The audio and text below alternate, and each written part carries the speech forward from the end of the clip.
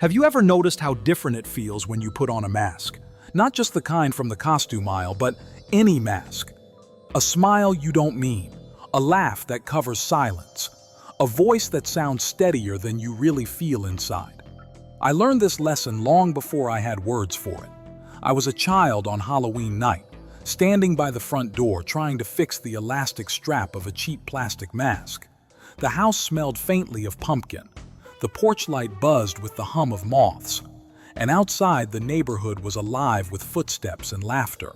I slipped that mask over my face and felt myself change. Suddenly, I wasn't the shy kid anymore. I wasn't the one who froze when asked a question in class. Behind that thin piece of plastic, I was bold, loud, and fearless. I marched down the sidewalk with a pillowcase for candy and a new sense of power. Strangers saw a pirate, a superhero, maybe a little monster, but they didn't see me, and in a way, that was the point. It's strange, isn't it? How safe we can feel when hidden. That night, I loved the thrill of being someone else, but I also remember the ending. Later, at home, I peeled the mask off. The strap snapped again against my ear and cool air rushed over my damp skin. My reflection in the hallway mirror was back to being just me. Small, quiet, wondering if the courage I borrowed from plastic could ever really belong to me. That's the thing about masks. They give us freedom borrowed, not freedom earned. They work for a night, but they never last into the morning. Looking back now, I see how that Halloween mask was only the beginning. Childhood made it playful, but adulthood made it costly. I didn't stop wearing masks when the candy ran out. I just traded one kind for another. And maybe you know what that feels like too. Think about it. How often do we wear masks even now? A mask of confidence in the office, when inside we feel unsteady. A mask of calm with our children, when we're actually exhausted. A mask of humor with friends because we're afraid of the silence that comes with honesty.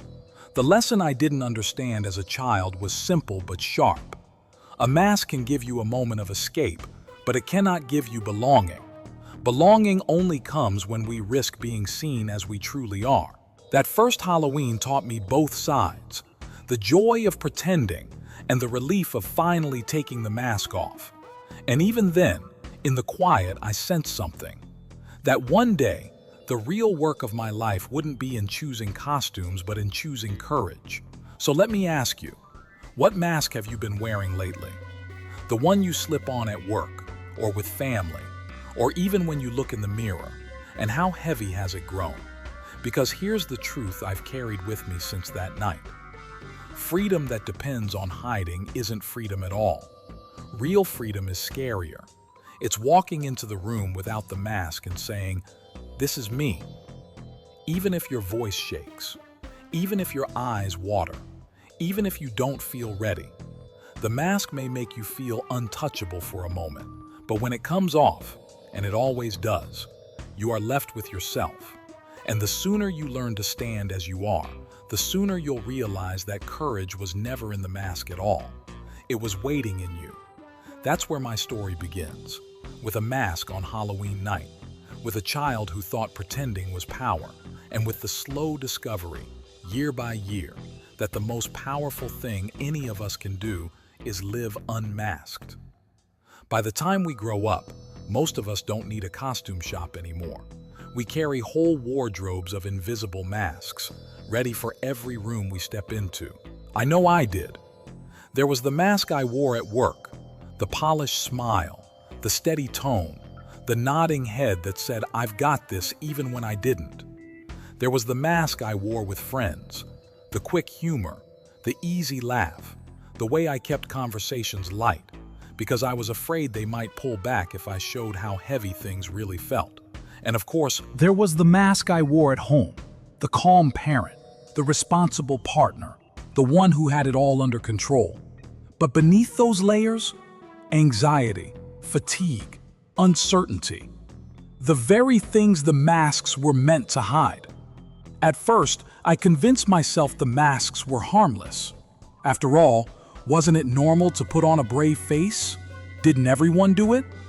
I told myself it was a form of kindness, that I was protecting others from my struggles, keeping the peace, keeping the mood light.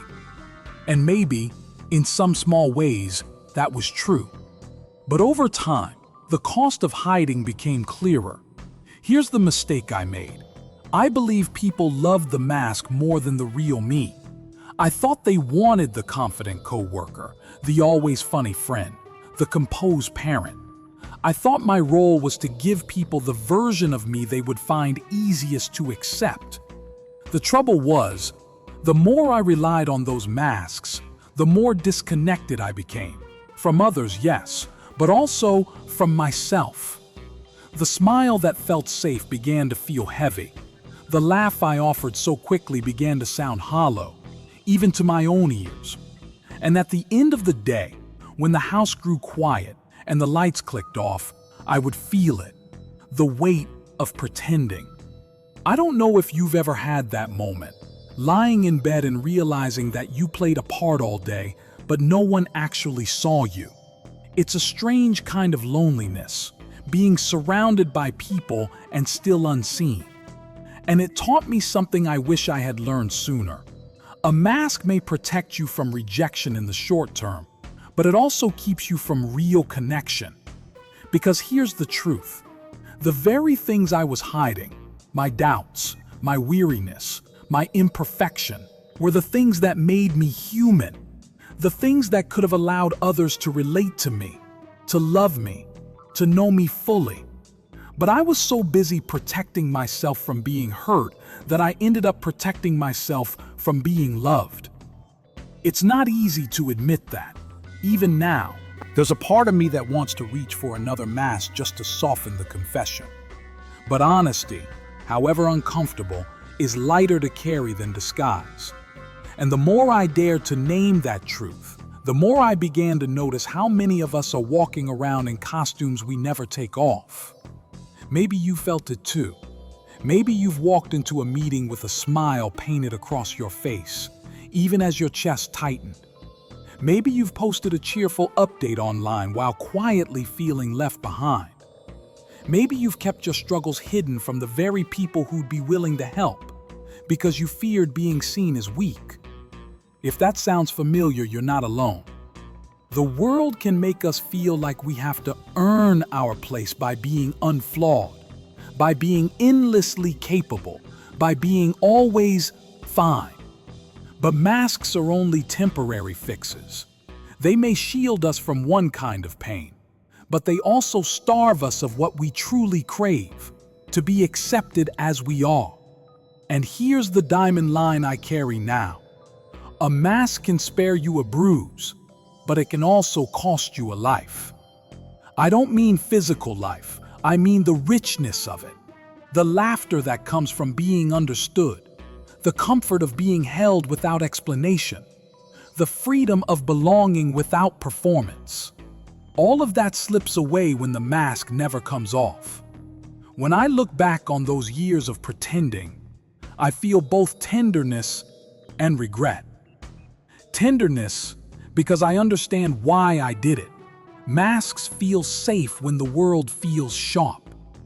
Regret because I see how many chances for closeness I lost while I was busy protecting myself from being real. And maybe that's the quiet tragedy of masks. They promise safety, but deliver loneliness. The lesson I had to learn again and again was that authenticity might risk rejection, but without it, connection is impossible. So I'll leave you with this thought as we step into the next part of this story.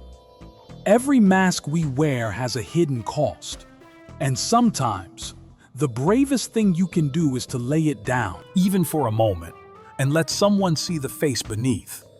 There comes a point in every story of hiding when the mask stops working. For me, it happened in the simplest of ways. I was sitting across from a friend one evening.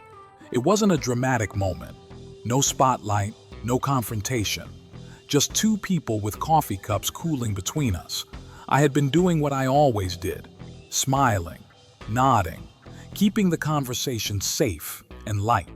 I had practiced it so long that it felt second nature. But then, my friend tilted their head and asked quietly, "You always seem fine, but how are you really?" Those words landed harder than I expected. My mask slipped, not because I wanted it to, but because I suddenly realized it had been doing its job too well.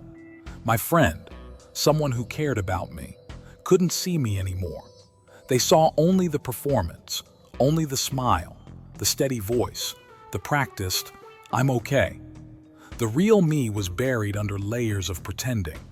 That question cracked something inside. I remember staring down at the mug in front of me, watching the steam fade and feeling a kind of grief I hadn't named before. Grief that, even in the company of someone who loved me, I had managed to hide so completely that they didn't recognize my truth. It was then I understood the real cost of wearing a mask for too long. If you hide long enough, even love can't find you. That realization shook me. Until then, I thought of my masks as harmless shields, things I could slip on and off at will.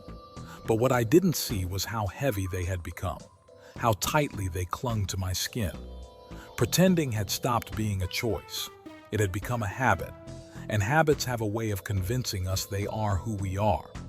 In that moment, I saw the mask for what it was, not protection, but distance. A wall that stood between me and the very people I wanted closest. It had kept me safe from rejection, yes, but it had also kept me from intimacy. And intimacy, more than anything, was what I longed for. Maybe you felt it too. That ache when someone hugs you, and you wonder if they're embracing the real you, or just the version you've allowed them to see. That tension in your chest when you want to speak the truth, but fear the silence that might follow. That moment when you realize the performance is so polished, you've forgotten the sound of your own unfiltered voice. The crack in my mask came with pain, but also with clarity. I began to notice how often I answered, "I'm fine," when I wasn't. How quickly I laughed when silence scared me. How much energy it took to play roles that didn't fit. It was exhausting, and for the first time, I let myself feel how tired I was. That night, I didn't suddenly throw my masks away. Change rarely happens like that, but I did whisper to myself a truth I had long avoided. I don't want to live unseen anymore. And that whisper mattered, because sometimes it's not the grand decisions that save us. Sometimes it's the quiet confessions we make to ourselves, alone in a kitchen with a cooling cup of coffee. Those are the moments when the soul finally admits it's ready for something different. Here's what I learned. When the mask slips, it can feel like failure. It can feel embarrassing, even shameful, to be caught in your hiding. But it is also an invitation, a chance to be known, to be loved, to be honest. And honesty, though it may feel like risk, is the only soil where real love can grow. That evening changed me. Not all at once, but enough that I could no longer ignore the weight of pretending. I realized that if I kept living this way, smiling when I wanted to cry, agreeing when I longed to dissent, I would slowly disappear from my own life. And that, more than rejection, was the true fear, vanishing behind a mask so long that I forgot how to take it off. So when my friend asked that question, "How are you really?" I didn't answer fully that night, but I carried it with me, and it kept echoing until I could no longer pretend I didn't hear it. Because in the end, the greatest danger of masks isn't that others won't see you. It's that you'll forget how to see yourself. When I look back now, I see that what frightened me most about letting the mask slip wasn't weakness, it was freedom. Søren Kierkegaard once wrote that anxiety is the dizziness of freedom. And in my own life, I finally understood what he meant. That dizzy feeling wasn't proof that something was wrong with me. It was proof that I was standing at the edge of a choice. For years, my anxiety about being seen had felt like a flaw. I thought it meant I wasn't strong enough, or confident enough, or worthy enough. But what Kierkegaard showed me is that anxiety is not just panic or fear. It is possibility pressing against us, asking, "Who will you choose to be?" When my friend asked that piercing question, "How are you really?" I felt it. The spin, the vertigo, the dizziness of freedom. I could keep wearing the mask, safe but unseen. Or I could risk removing it and step into a life that might be scarier, but truer. The truth is, avoiding discomfort had become my pattern. Every time I felt the urge to open up, I shut it down. Every time my chest tightened with honesty, I forced a smile instead. I thought I was keeping myself safe, but I was really multiplying the discomfort, stretching it across days, weeks, years.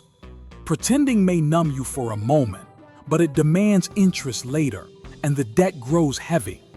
Avoiding discomfort only multiplies it. Facing truth, though frightening, saves us. It doesn't erase the fear, but it puts the fear in perspective. I remember the first time I tried to answer honestly after years of, "I'm fine." My voice shook, my throat felt dry. But once the words came out, "Actually, I've been struggling," something loosened. It was as if my body exhaled for the first time in months. And instead of rejection, I found connection. My friend leaned in, not away. The world did not shatter. If anything, it grew more solid beneath my feet. That moment showed me something masks never could. People cannot love a disguise. They may appreciate it. They may even enjoy it. But they cannot attach their hearts to it. Love requires truth, and truth, even when imperfect, creates belonging. This is the wisdom that only experience can carve into you. I had to live through the weariness of pretending to finally believe that authenticity is lighter, even with its risks. I had to feel the loneliness of hiding to finally recognize the gift of being known. So now, when I feel that old anxiety rising, I try to reframe it. Instead of treating it as a warning siren, I treat it as a threshold. My heart races because I am about to choose something real. My palms sweat because freedom is within reach. The dizziness is not danger. It is the evidence that I am free to step forward. Kierkegaard called anxiety the dizziness of freedom, and I've come to think of it as the moment when the mask is in one hand and my true face waits uncovered. That spin, that trembling, is the sign that I'm no longer locked in costume. It means the choice is mine. And here is the diamond line I carry. People cannot love a mask. They can only love the person behind it. That sentence has saved me again and again. On the days when it feels easier to hide, I remind myself, love is never earned through perfection. It is given when we risk showing the face beneath. Looking back, I don't condemn the younger version of myself who wore masks. I see them with compassion. They were doing what they thought was necessary to survive. But I also see clearly now that survival isn't the same as living. And living, truly living, requires courage. Not the grand, cinematic kind of courage, just the everyday courage of answering honestly, of telling a friend the truth, of letting your tears show, of admitting you don't have it all together. Wisdom isn't always about big revelations. Sometimes it's about finally recognizing the quiet cost of hiding and choosing, in small ways, to stop paying it. So if you feel that same dizziness when you think about telling the truth, don't panic. That dizziness is the threshold. It's not weakness, it's freedom. It's the chance to step out from behind the mask and into the life that is waiting for you. If I could sit across from my younger self, the one clutching the Halloween mask a little too tightly, the one smiling through exhaustion at work, the one terrified of being seen, I know exactly what I'd say. I wouldn't scold or shame. I'd take their hand, look them in the eye, and offer gentle truths that I had to learn the hard way. The first thing I'd say is, don't fake fine. You think you're protecting people when you do that, but really, you're building walls around yourself.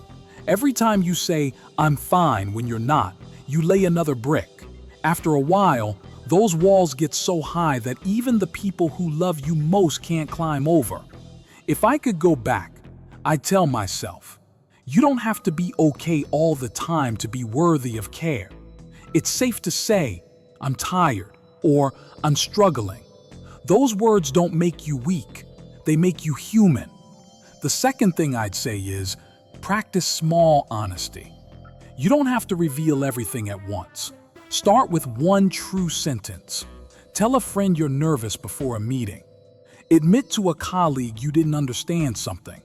Let your partner know when you're worn out. These small acts of honesty are like loosening the strap of that Halloween mask. It doesn't come off all at once, but you can finally breathe. If I had practiced sooner, I would have discovered that the world doesn't crumble when you're real. More often than not, people lean closer. Then I tell myself, choose people who love your unmasked self. Not everyone will. Some will prefer the version of you that laughs on cue, that nods along, that hides the storms. But the right people, the ones who belong in your circle, will choose you unfiltered. They'll welcome the messy parts, the tired parts, the questioning parts. And here's the truth. It's better to lose someone who only loved your mask than to keep pretending and never be loved at all. And here's the warning I'd whisper. Don't carry masks into every room of your life. They get heavier with time, and eventually, they crack. The longer you wear them, the harder it becomes to remember the face beneath. You may wake up one day and feel like a stranger to yourself. I know this because it almost happened to me. Pretending feels easier in the moment, but the bill comes later, in loneliness, in disconnection, in the quiet ache of not being truly known. I'd remind my younger self that courage doesn't have to look loud. It doesn't have to be speeches or spotlights. Sometimes courage is as small as answering honestly when someone asks how you are. Sometimes it's choosing to pause before slipping into automatic laughter. Sometimes it's saying no when everything in you wants to say yes, just to please. These small acts are seeds. Plant enough of them, and one day you'll find yourself rooted in truth. Most of all, I'd reassure them, you don't have to earn love by being perfect. That's the lie masks whisper, that you must be flawless to be accepted. But the people worth keeping are the ones who lean in closer when you admit your flaws. They don't need you polished, they need you present. If I could speak directly into the heart of that younger version of me, I'd say this diamond line. Masks may protect you from pain, but they also protect you from love. And love, more than safety, is what keeps a soul alive. Looking back, I can't change the years I spent pretending, but I can carry the lessons forward. And if my words reach you now, maybe they can spare you some of the loneliness that hiding brings. So here is the distilled wisdom I'd pass on. Don't fake fine. Practice small honesty. Choose people who love your unmasked self. And remember, courage doesn't always roar. Sometimes it whispers, "This is me." When I think of Halloween now, the first images that come to mind aren't the costumes or the candy. It's the masks scattered across the living room floor at the end of the night. Plastic faces turned sideways, straps tangled, faint traces of breath still clinging to the inside. They lie there quietly, waiting to be forgotten until next year. And every time I see them, I smile. Not because they're beautiful. Most of them are cracked or smudged with chocolate, but because they remind me of a life I once lived. A life where masks weren't just for October 31st. They remind me of all the years I tried to carry invisible masks into every day of the calendar, convincing myself that pretending was strength. But the truth I know now is this. The mask is for a night. Your face, your truth, is for a lifetime. That realization didn't come easily. It came in slow lessons, through the weight of pretending, the ache of loneliness, the grief of realizing love couldn't reach me when I stayed hidden. But it also came through small acts of courage, admitting I was tired, saying, "I don't know," letting my tears show in front of someone I trusted. Each time I laid down a mask, the world felt lighter. And here's what I've learned. When you put the mask aside, the air feels different. Conversations feel different. Even silence feels different. It's no longer a prison, but a space where truth can breathe. I won't pretend it's easy. Being seen comes with risk. There will be people who misunderstand you. There will be moments when honesty costs you comfort. But there will also be moments, precious, unforgettable moments, when you are met with love so real it makes every risk worthwhile.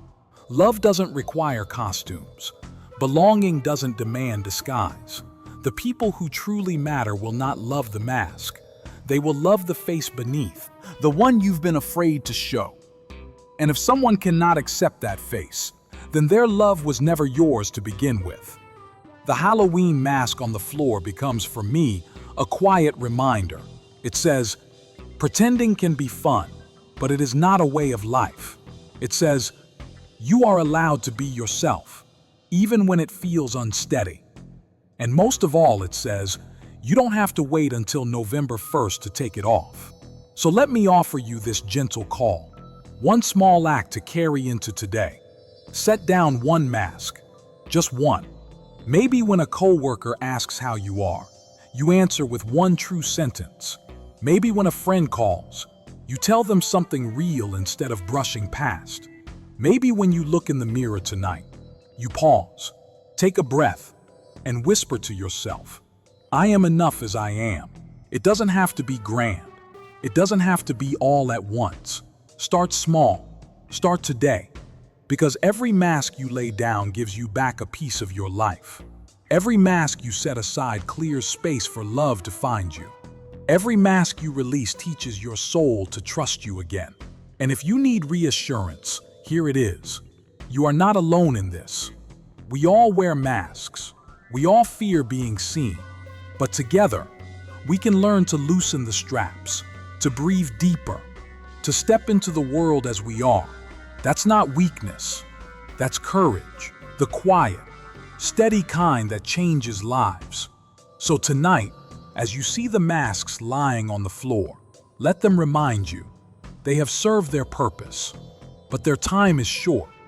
The truth is meant to last longer, and when the morning light falls across your face, uncovered, unpolished, human, remember this diamond line. The mask may make you safe for a night, but only the truth will set you free for a lifetime. The circle closes here, with the mask resting quietly nearby. The world outside may look the same, but you, unmasked, unhidden, are already different.